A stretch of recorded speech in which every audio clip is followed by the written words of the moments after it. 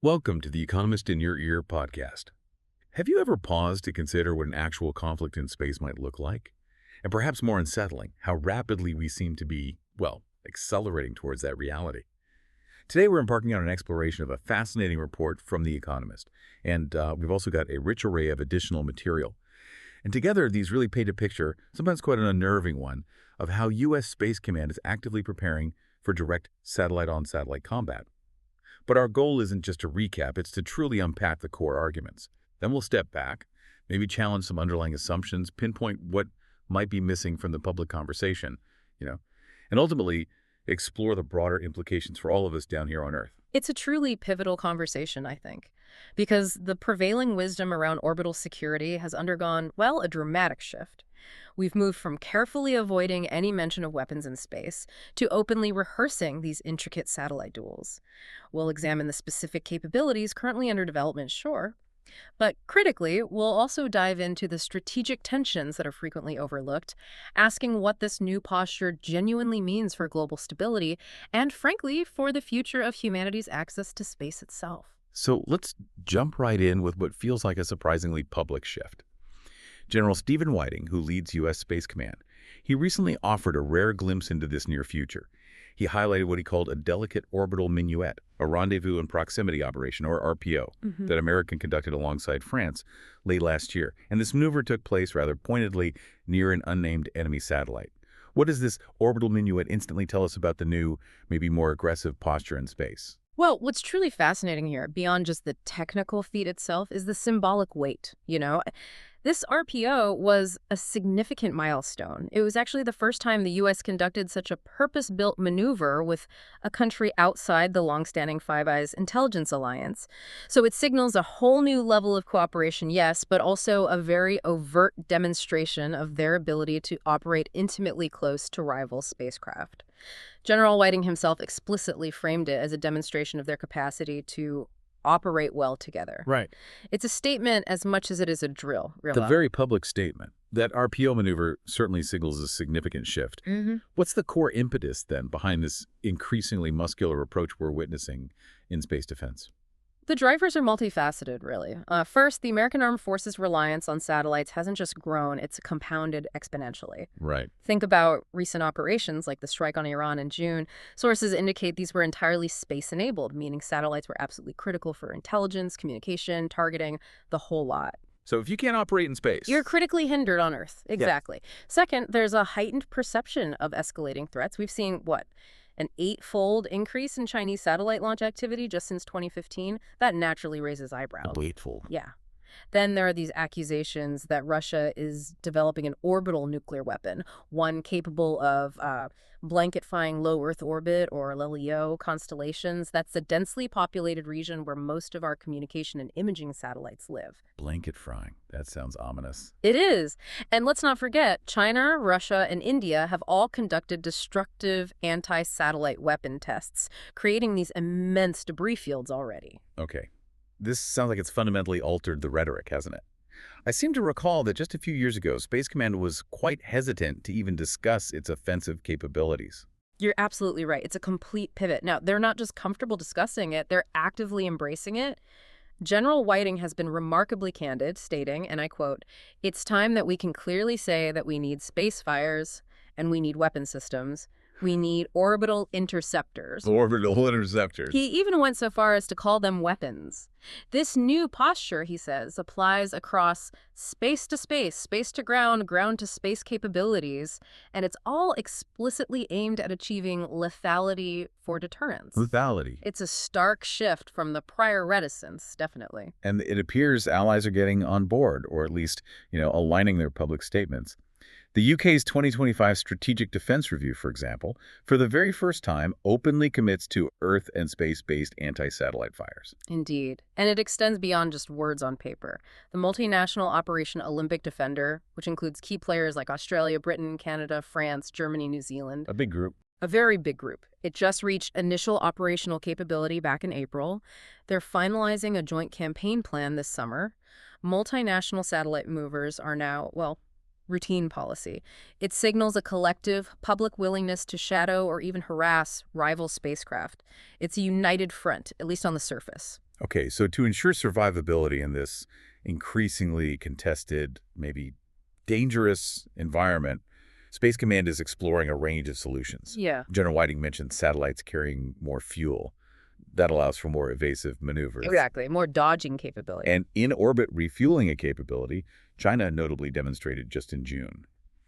He also spoke about operating so many satellites that individual losses become acceptable, basically rendering each one expendable.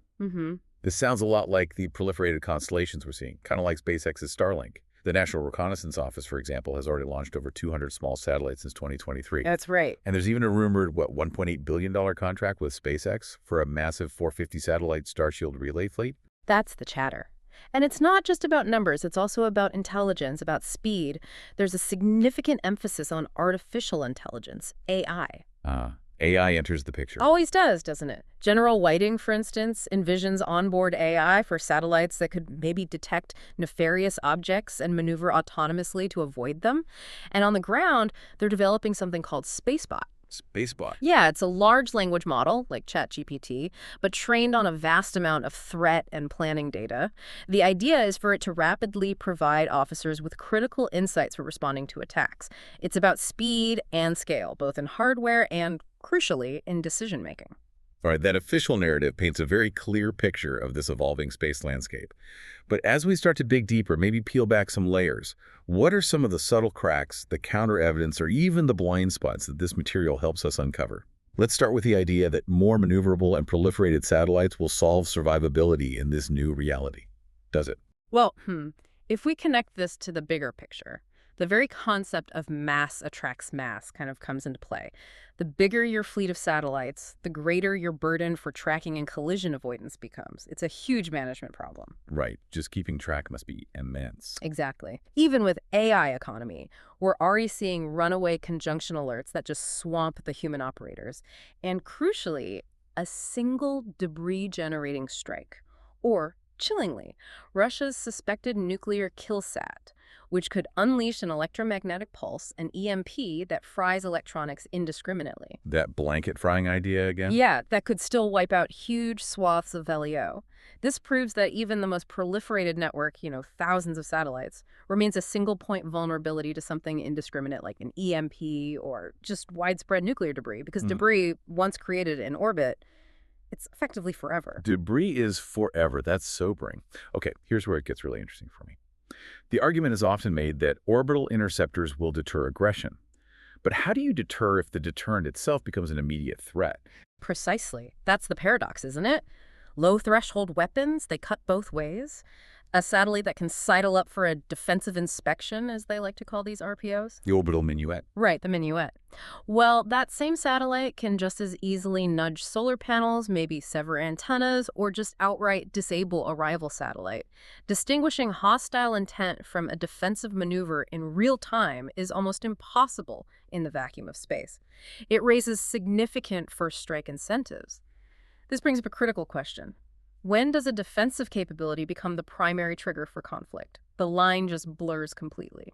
It sounds like broad Allied consensus on the surface, with Operation Olympic Defender and so on.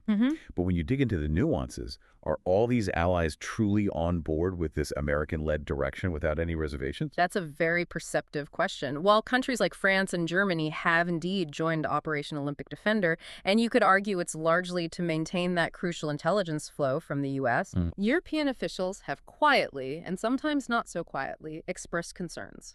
Their worry is being dragged into an American-led escalation they can't fully control, especially if, say, terrestrial debris starts raining down, or if disabled GNSS, that's global navigation satellite systems like GPS or Galileo, starts harming civilians or economies. So practical consequences back on Earth. Exactly. So while their public rhetoric might match America's in some areas, maybe accelerating an arms race dynamic, there are definite underlying anxieties about unintended consequences and, frankly, a loss of strategic autonomy. Okay.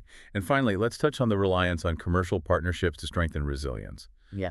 We mentioned SpaceX. What are the potential vulnerabilities hiding there? Well, the heavy dependence on a single private actor, particularly for foundational services like launches and on-orbit networking SpaceX, is the obvious example with Starlink and Starshield. Right, they dominate launch right now. They do, and that dominance centralizes significant risk. We've already seen a real-world example of how a private entity can, for various geopolitical reasons, decide to pull service or throttle it. Ukraine experienced that in 2022 with Starlink, didn't they? They did, yes. So this makes the whole deterrence mix potentially far shakier and, well, more brittle than its boosters might publicly admit. Yeah. What happens if a critical commercial partner decides to withhold services during a crisis, or faces its own internal problems or cyber attacks? It's a vulnerability. So bringing all these elements together now. Yeah. What does this all mean for the bigger strategic picture? The sources seem to hint at several critical tensions that often get glossed over in the more public discourse. Yeah, I think one of the most significant is the profound legal ambiguity that still surrounds space.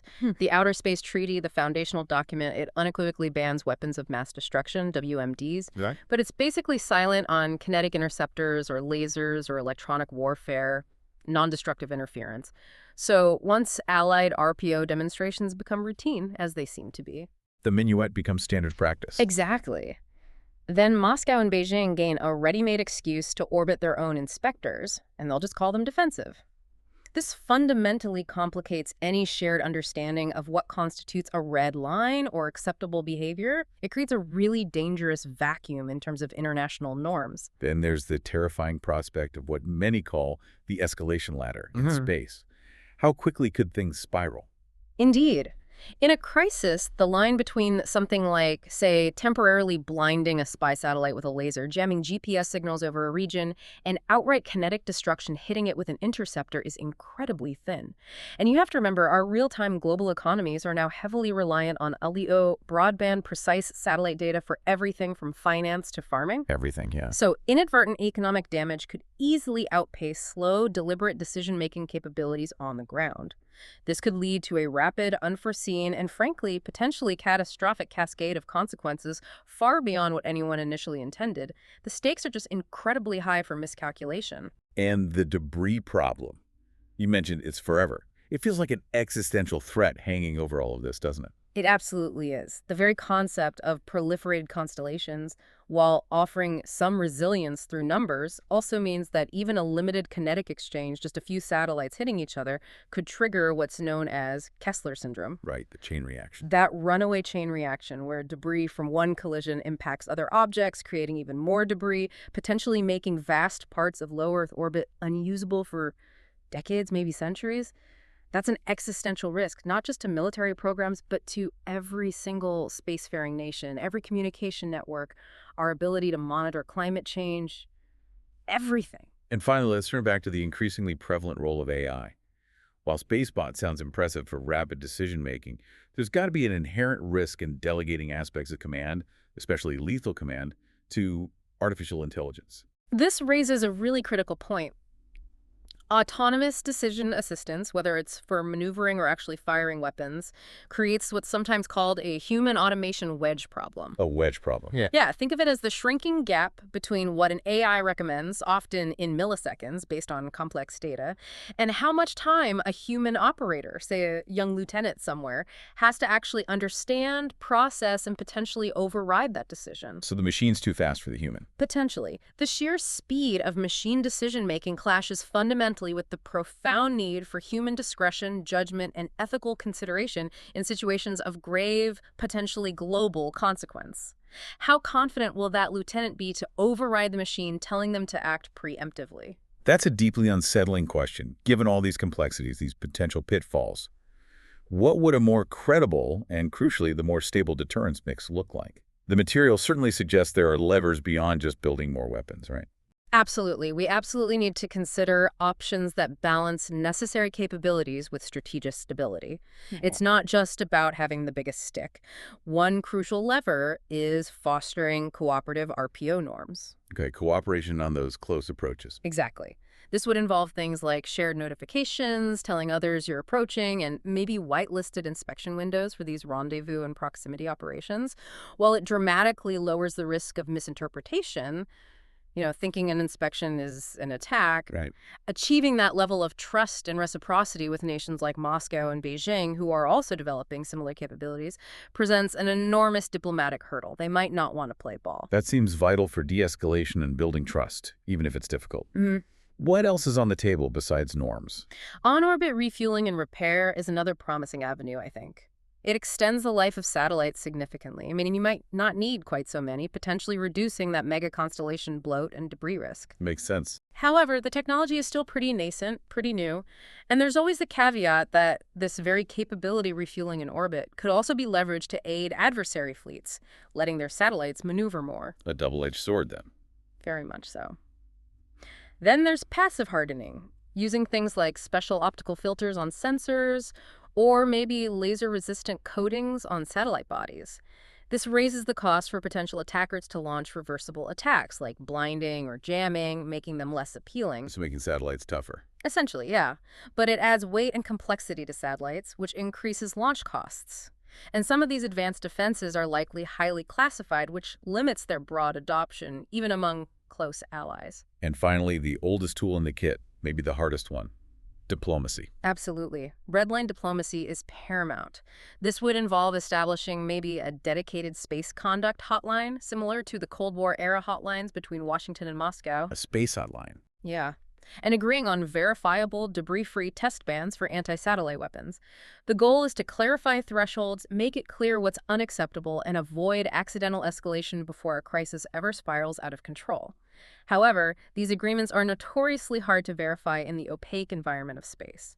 How do you really know someone isn't testing something subtly, and they may have limited leverage against bad actors, spoilers who are intent on breaking the rules anyway? It's a critical but really challenging pathway.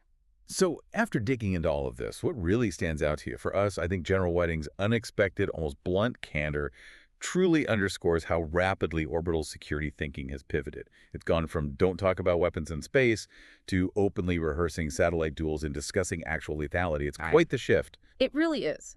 Yet the emerging U.S. and allied approach, for all its newfound openness, still seems to perhaps downplay three very hard truths.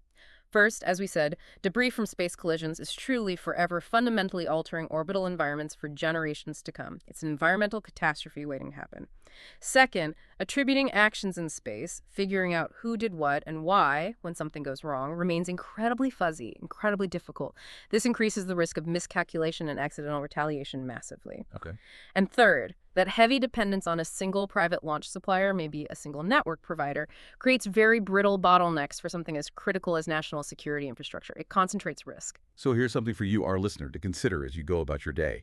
Without serious, verifiable international rule setting for behavior in orbit, and without building robust redundancy far beyond relying on, say, one billionaire's rocket fleet. How stable is our collective future in orbit, really?